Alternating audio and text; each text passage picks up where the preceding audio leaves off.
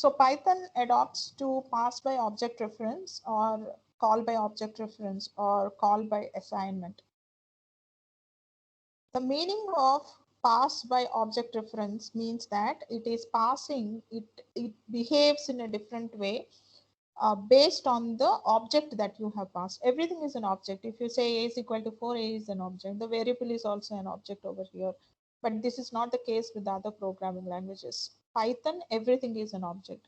So when you're passing an object into a function based on the object's characteristics, okay, so it behaves. So I am trying to give you an example of immutable object here.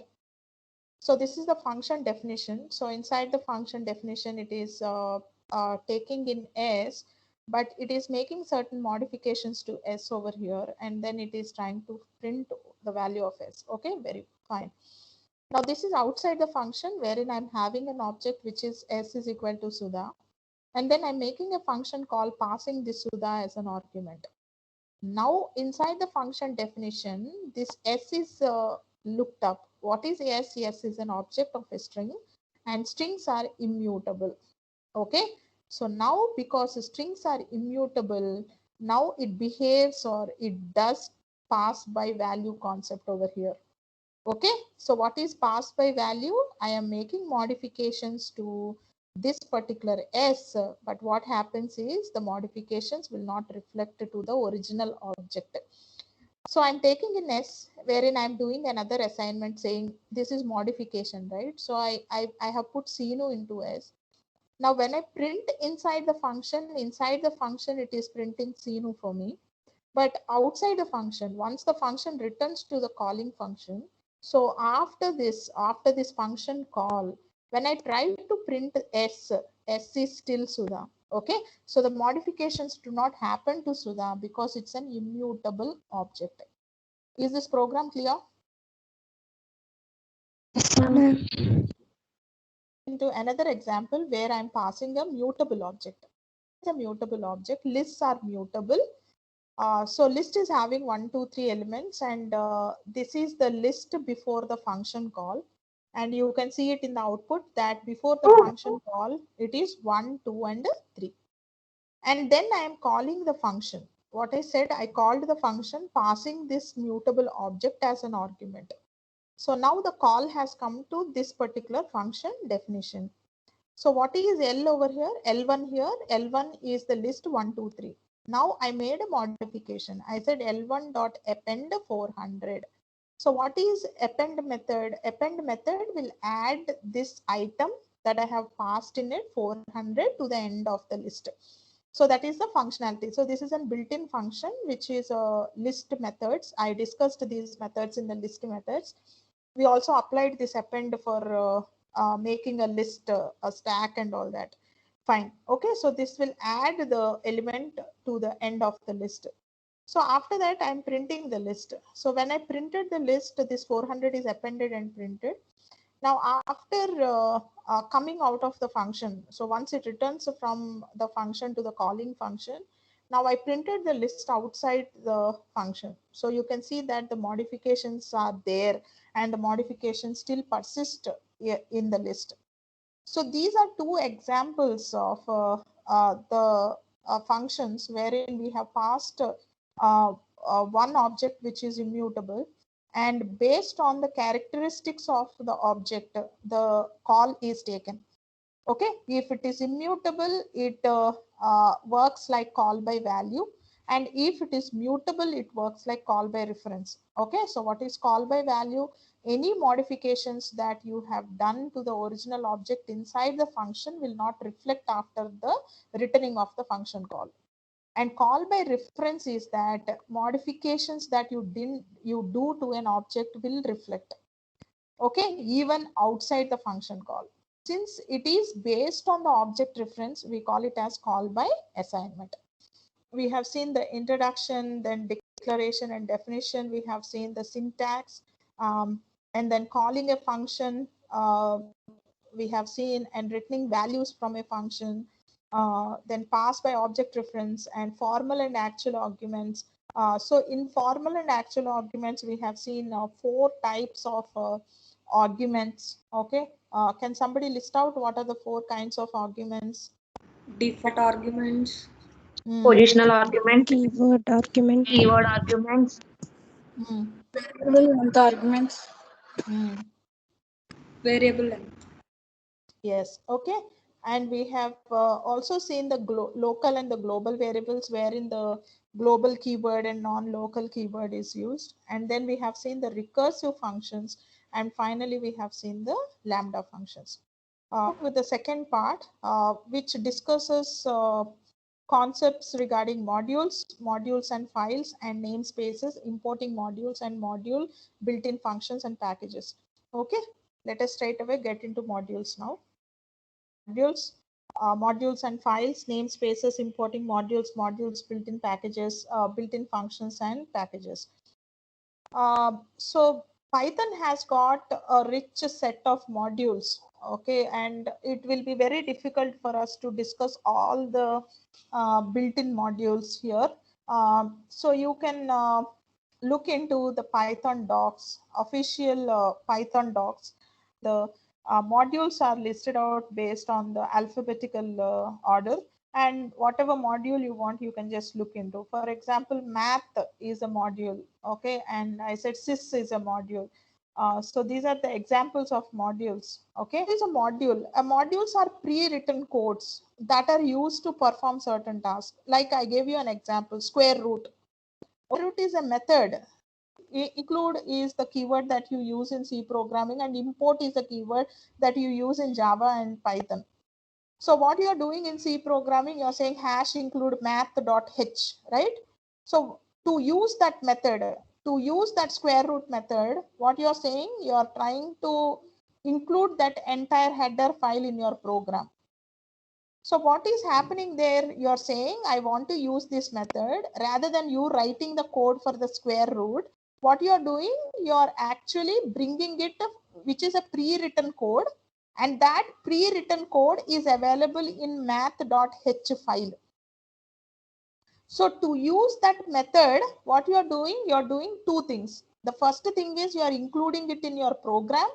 In the header files, you are saying hash include math.h.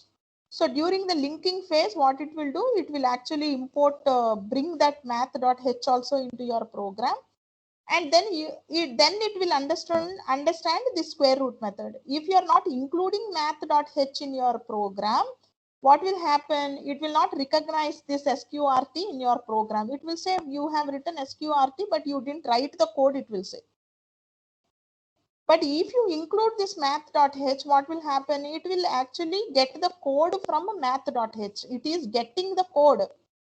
Without you writing, it is getting the code from math.h. That same concept is modules over here. Okay, so modules are pre-written code that are used to perform certain tasks. Modules allows us to reuse one or more functions in your program. One or more functions in your program. Even in the programs in which these functions are not defined. So generally, so far what we have seen, we have written the functions in the same program, and we are using the functions that are written in the same program. Okay, and we are not using the program in another program. But with the modules, you can use the functions written in one program in another program. Okay, module is .py file. Okay, so it's a Python file. So with an extension .py. And this .py file will have all function definitions and variables that we would like to use in other programs. Function definitions and also variables. You can also use a variable that is declared in another function, in another program, in this program also. Okay, fine. And then we are saying import this. Okay, so .py file in the program, you wish to use these functions. That's what we are doing, right? We are including that math.h header file in the program in which you want to use this square root function. I'm just giving you an example of C programming because you know C programming already. So that's why I'm quoting that example. So to use the square root function, what you're doing, you're including it, right? You're saying hash include. So that's what here it is saying, import this py file in the program you wish to use these functions. So there is a syntax like how you are including that header file in the C programming. In the similar way, here there is a syntax to include that file in your program. So what is the syntax? The syntax is import module underscore name. Okay, so import module name. Okay, fine. So you should be using the keyword which is import.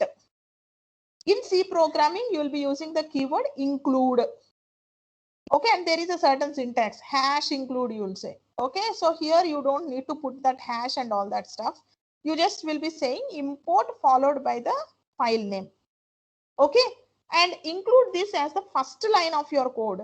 This, if you're having 4 imports, have 4 imports, but all these 4 should be in the top of the program. So that's what is the meaning. Module provides access to some variables used or maintained by the interpreter and to functions that interact strongly with the interpreter. It is always available. Okay, so now fine. We are talking about the sys module here. Okay, so which is called as the system module, very important module in your Python. This sys module will be providing variables that are used by the interpreter and to functions that interact strongly with the interpreter. So which is a system path variable, and sys.args_v, which is args variable, and then sys.version. Apart from this, there are many other variables as well. Okay, so you can just go and check it out, but I am just showing you some sys.path. So if you are using this in your program, what you will be getting? So I'll be getting a list of strings. What is the output of sys.path? The output of sys.path is the list of strings that specify the search path for modules. Initialized from the environment variable Python path. So sys.path will give all the paths that are initialized for Python. Okay, variable is the path for the lookup. Okay, so whenever you want to execute a file, your system will look into the environmental variable, and if the path is available, if the file is available in the environmental variable, it will execute it. Okay, so if the file is not available in the environmental variable, then it will tell me that I didn't find the file. Okay, so environmental variable is that, like we'll be setting the path. Environmental variable will be having the path. One is sys.args_v. Okay, so this is command line arguments. In C programming also you have main method. Okay, so so you can pass command line arguments into the main method of your C programming. In the same way, you can also pass command line arguments here to the program. Okay, fine. That means during execution, you can pass the variables. Okay, fine. And next is sys.version. When you use this sys.version variable, you will be getting the current version of Python. Okay, so the version that you are working on. Okay, so what is the Python version? So a string containing the version number of Python interpreter, plus you will be getting some other things also. What you will be getting? Additional information on build number and compiler used. You might be wondering why it will be showing me the compiler, because Python do not use a compiler. We only use interpreter. But why it will be showing me the compiler? Yes, Python is a programming language which will be taking input from other programming languages also. It communicates with other programming languages. So to execute the other programming languages and blend these two kind of programming languages, sometimes the compiler is used. So Python will show that compiler details also. So this is regarding the sys module and lines of code. In the first line, I have said import sys. When I say import sys, what happens is the system module is now added into the program that you are writing. Okay, and after importing the sys module, now I want to access the path variable of the sys module. I want to add version, you will say sys.version. If you want the args, then you will say sys.args. Okay, so you'll be mentioning it in that manner. Since I said home/user lib python 3.4, this is one path, this is another path, this is another path, this is another path, and this is another path. Now, whenever is nothing but where it is located, in which directory it is located. See, when you are check in the current directory, if it is not found, it will check in this directory, this directory, this directory, this directory. If it is not found in any of these paths, it will say file not found. Okay, Python looks for sys.py module in one of the directories listed in its sys.path variable. If file is found, statements in the module are executed, else it will say file not found. Okay, to know another example wherein I'm showing you the version of Python. So here I changed this. Okay, so in the previous case I said import sys. Now what I'm saying, I have changed it to from sys import. Okay, so you can see different format over here. What will happen is all the variables and all the functions will be available to you. But maybe we don't require everything, right? So if you're saying hash include math.h, all the methods, all the functions that are there in math.h are imported or included in your program. But you don't want all that. You just want the square root method only. So you have a facility here to mention that. Okay, so the specific function or the specific variable can be taken by using this from and then the module name and then import and then specify the variable or the function. So here I am saying I want version variable to be included. So I am using this syntax. I am saying from this import and then I am saying version. Okay, and version, then I have given some alias to it. Okay, so I said version. So say that the name of the variable is too lengthy. Sometimes they'll give some variable names will be too lengthy. So they'll say var dot a some a underscore something. So much lengthy variables will be there in some modules. So every time you want to use this variable, you have to write this lengthy, so many characters in your program. So if you just want to give another name to this, you can just use this as keyword. So you're saying version as v. So what happens is this version will be aliased with v. So hereafter in your program, you can use this v in place of version. So then I said print Python version and then I'm saying v. Okay, so let us look at the output. So the output is Python version 3.4.3. Okay, so 3.4.3. This is the version of Python. And then it is saying the compiler. Okay, so GCC is the compiler, Linux compiler. So it is showing me the GCC compiler and its version also. So as I already told you, loading and execution happens.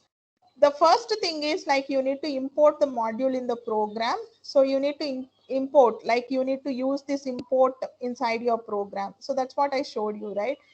After that, what you have to do is you have to put this module in the memory before use. Okay, for example, if you're giving your user defined modules, say that I have written a module. Okay, I have written I need some functionalities in my program and I made it a module. So in that case, I should be putting in the proper path, meaning that, okay, so put this module in the memory before use means that put it in the proper directory. Okay, so Python searches for the module in the current working directory. So this is a mechanism actually. So it searches in the current working directory. If it is not found, then what it will do? It will search the Python path environmental variables. If again it is not found, it will be looking into this path, all the paths that I have, then we get an error, which is import error exception. Okay, first it will look into the current working directory. So whenever you're writing your own modules, make sure that they are in the current working directory. If you're not giving them in the current working directory and try to import them in your programs, then you will get an error. Okay, so this is here wherein you'll clearly understand. So what I did in the first thing is I have imported the math module. So I said from math import py. So math module is having many variables, but I just want py variable. So I said math from math import py.